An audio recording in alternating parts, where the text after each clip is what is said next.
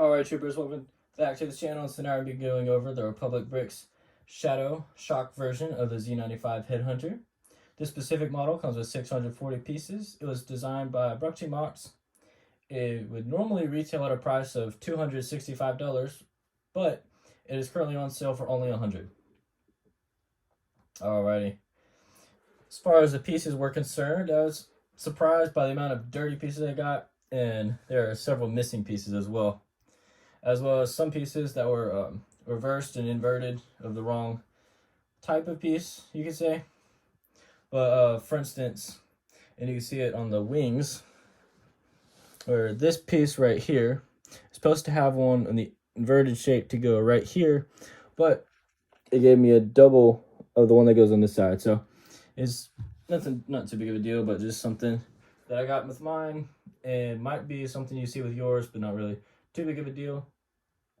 And a lot of these larger panel pieces, they had dirt or residue on them, usually around the studs, just sitting around those.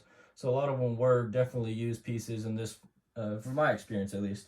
Your experience, like most things, like always, will be different slightly when it varies by piece quality. But as far as the pieces that were missing or extra, it was kind of a shock. But then again, this was one of his earlier models, so it's just something to know about. Moving on to that design review, it's pretty good overall, pretty sturdy. Once it was finished during the build, it seemed pretty flimsy overall, just personally. The main structure of the build was built with bricks instead of Technic, so that definitely took away some of the sturdiness on the early stages.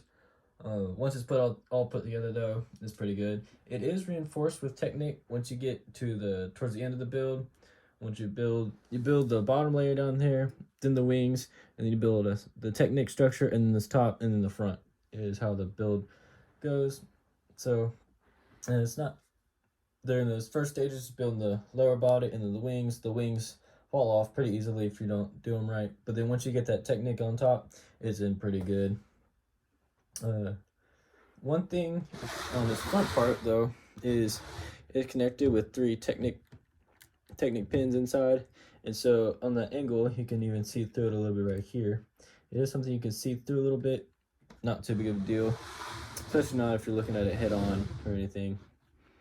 But that's pretty much it there.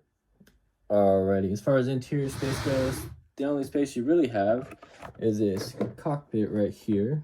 I'm just gonna go ahead and open it up. You see it just has several different control panels. So the seat, the 3 different control panels, the 2 on the side and the 1 on the front, and it's the seat right there.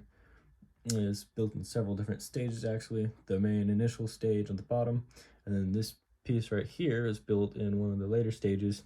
It actually has that top part there, so it's pretty cool. And then these control panels are all actually attached to that Technic piece I was telling you about. Also, the model itself does have landing gear, so I guess that does technically count as like a play feature, you could say, because it is movable. You can move the gear from the lower position to the raised, just to have, if you don't knock it off right there, that is. Yeah, this does like that for flight mode, and then you can just bring it back on down to land, which is actually easiest to take it off, bend it to your liking, and then put it back on. And once it's on though, it's pretty good. But that's pretty much it for that. So like it used to do kind of back a little while ago, something I'll probably start doing a lot more of in the future, is showing different angles of it while I talk about the instructions. And the instructions for this one were pretty good. They did have several instances where it had what I like to refer to as floating pieces throughout the model, and that's really just where it has pieces that are placed on the set but they're not attached to anything. So an example of that would be putting the Technic pins before you actually have the Technic brick itself. So I mean, ultimately not that big of a deal, just something to just know about. And we really saw that in the wings, honestly. And then something else that was pretty cool about the instructions this time was that it was in a dark mode, kind of, I guess you could say.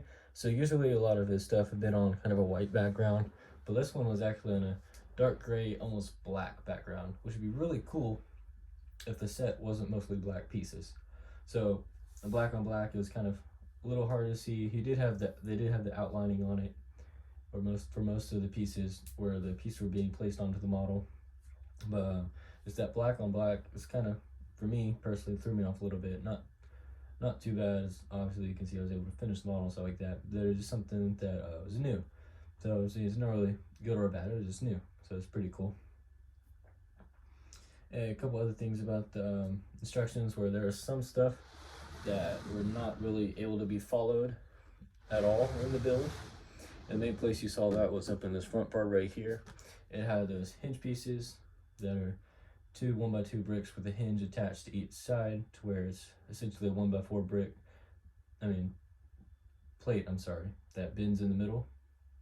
And right on the side with the hinge piece, it actually had you insert a 1x2 plate right against the hinge, to where in the instructions and how they had you build it, would have that brick basically placed in the same space as the hinge part.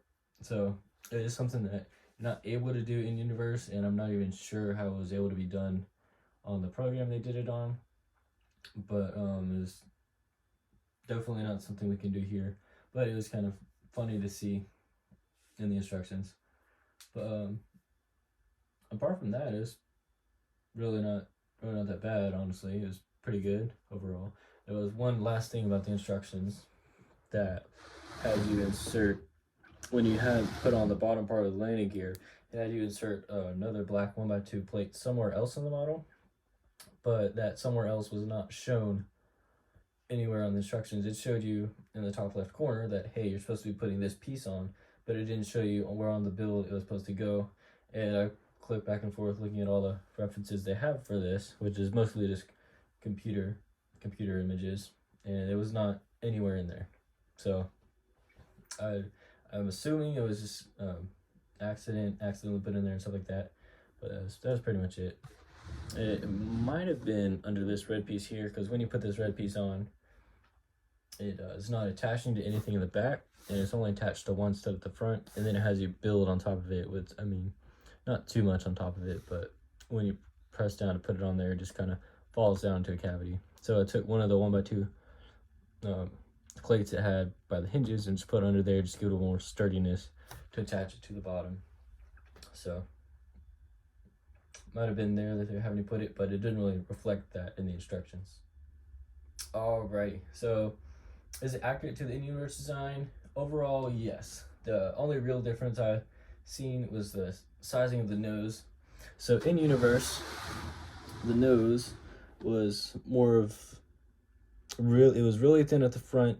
It kept that thinness all the way, kind of like a pyramid triangle, is stretched out really far towards here. You can see it builds up almost instantly and then goes down. Whereas in universe, it was done like this one, and then it tapered gradually all the way to the cockpit, which would be about this width.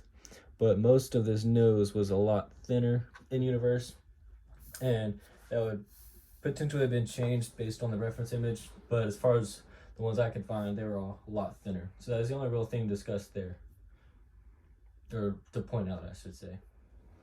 Alrighty, so one of my favorite things about these reviews is it Minifig Scale? So it is, but not to the scale that I use for my Minifig Scale conversions. So the in-universe length of the craft is 0.92 feet long, making the Minifig Scale equivalent, using the 1:40 ratio, which I use for my videos, would be 16.5 inches long. The specific model comes to 15.75 inches long, making it slightly under Minifig Scale that I use on the channel. However, as stated in previous videos, the exact Minifig Scale is not something that is easy to determine, and in most cases is up for debate. A lot of people use that 1:40, but I've seen people that use 1:50, and I've seen people use to 1:35. So typically within that range is considered Minifig Scale, but for me, I usually stick to the 1:40. So this model is roughly a 1:42 scale with the in-universe design. So depending on what scale you're using, it could be considered Minifig Scale. For me, I mean, I would use it as Minifig Scale personally, just because it's within that range of 1 to 35 to 1 to 50. But it just depends what you consider Minifig Scale. So, yes, that it's within the range. No, that it's not the scale I use. But, I mean, to me, the 1 to 40 versus 1 to 42 doesn't really make too big of a difference, and I would still use it as Minifig Scale. So, just coming off of that last part, so it's as far as my favorite and least favorite things about the model, the old saying comes to mind, don't judge a book by its cover. So by that I mean, I very much like the final product, but my least favorite part of the entire process was the initial part of the build. There were just several problems I had with it to where it's just kind of falling apart on me, just several spots as I was putting it together. And not too bad, not as much as the Separatist shuttle that I did last week. It was much better than that. But once it was finished up, it was very nice. And I have to say that is my favorite part of the model, just in general scope, is just the final product of it. I mean, the red highlighting they have on the black ship really comes out very nice. And there's missing that 1x4 or 2x4 plate at the back that has a slope piece on it. But I mean, other than that, it was an almost perfect model at the end. And overall, it wasn't really too bad of a build experience. I tend to kind of give it a little bit more hate, I guess you could say, than it really is. I'm just very picky about it and stuff like that. But yeah, it's a great model. I definitely, if you like this ship, definitely, if you like the Coruscant Guard or anything like that, I would definitely go ahead and pick it up on his site. He has a couple of them that I've seen that were down to about $100.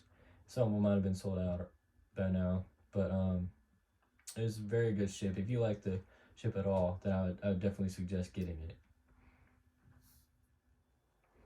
And that's going to wrap it up for today, folks. If you liked the video, don't forget to like, comment, and share. If you're new, go ahead and hit that subscribe button to see more stuff like this in the future.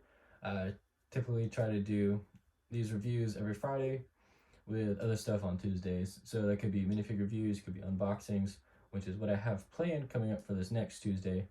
And you can look through the past videos, see what I do on Tuesdays. But yeah, that's going to wrap it up for today, and I shall see y'all on Tuesday.